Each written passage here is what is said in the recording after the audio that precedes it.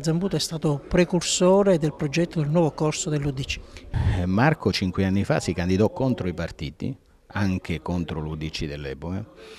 perché la sua era una candidatura tesa a scardinare un sistema di governo di questa città che aveva fatto guasti, che possono essere sintetizzati nei 42 milioni di euro di buco del bilancio della regione. Con molta pazienza, con grande umiltà, non vergognandosi di andare a pietire da tutti i partiti, da tutti i leader, da tutti gli uomini di governo nazionale e regionale, ha tentato e ha fatto il suo dovere di sindaco, chiedendo aiuto e sostegni che purtroppo da alcuni non ha avuto, perché erano frutto di una logica di scambio politico, cioè se tu aderisci al nostro partito noi ti sosteniamo, se tu ci dai un assessore noi ti sosteniamo, tutte cose che fanno parte di un modo di fare politica che è morto e sepolto.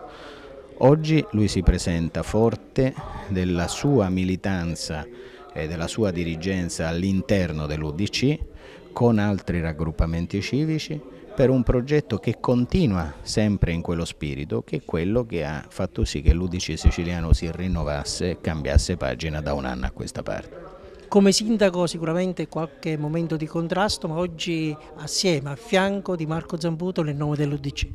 Ma le logiche delle singole municipalità talora possono anche confliggere se ci sono idee diverse sullo sviluppo. Io rimango fedele alla mia, ma non per questo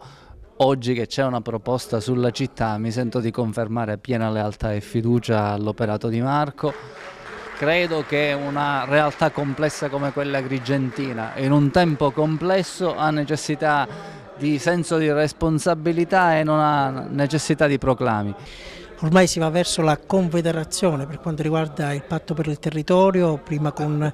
Palermo, poi con Ragusa, adesso c'è una novità importante con il movimento della gente di Zambarini, pronto appunto questo progetto a decollare a più ampio respiro. Cioè, voi potete capire quale soddisfazione possiamo avere io e Riccardo Gallo, che 2 anni fa incominciammo a creare questo soggetto politico non pensando che avrebbe avuto tanta diffusione, tanto consenso e tanto proselitismo.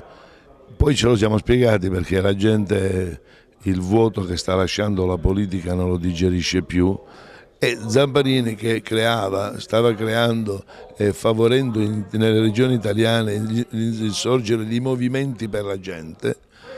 Quando ha sentito parlare di noi, il patto per il territorio, subito ci ha chiamati, si è messo a disposizione, vuole vedere questo percorso di farlo insieme a noi. Quindi il 28 non la chiamerei una vera e propria costituente ancora, però certamente è una pietra miliare.